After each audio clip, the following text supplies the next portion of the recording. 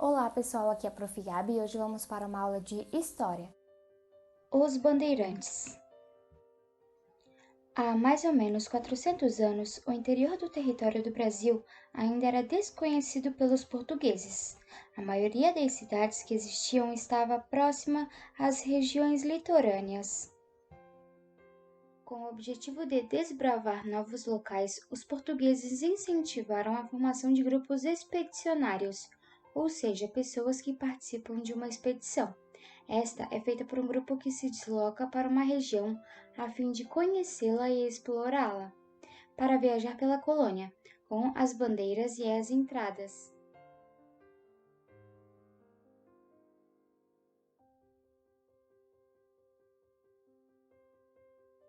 Durante as viagens, além de explorar novos lugares, esses grupos buscavam metais, pedras preciosas, indígenas para serem escravizados e escravizados fugitivos. Por onde passavam, abriam caminhos ou aumentavam as trilhas feitas pelos indígenas.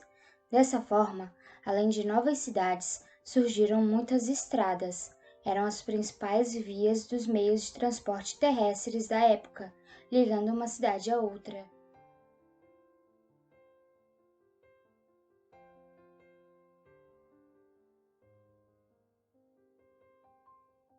Observe no mapa algumas rotas pelas quais passaram os bandeirantes no passado. Também havia grupos expedicionários que viajavam pelos rios utilizando canoas. Esses grupos recebiam o nome de monções. Por causa deles, vários lugares foram povoados às margens dos rios. Como você estudou, os meios de transporte servem para facilitar a vida das pessoas e trazer algum tipo de conforto, encurtando o tempo das viagens, diminuindo o peso das cargas e etc. Contudo, para muitas pessoas, esses meios significaram um doloroso trabalho. Na época em que os escravizados formavam a principal mão de obra no Brasil, muitos transportes eram movidos pela força humana. Redes eram amarradas a um pedaço de madeira, como o bambu, e levadas nos ombros pelos escravizados. Nessas redes, as pessoas eram transportadas sentadas ou deitadas. A liteira, uma espécie de cadeira com cortinas, era um dos meios de transporte usados pelas pessoas mais abastadas.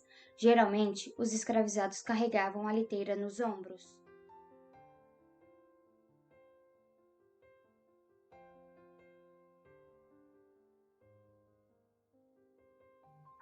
Outro meio de transporte era a sege, um tipo de carruagem de duas rodas. Era movimentada por animais, mas havia um cocheiro que conduzia, que poderia ou não ser uma pessoa escravizada. Esse meio de transporte era muito caro e começou a ser utilizado com mais frequência por volta de 1808.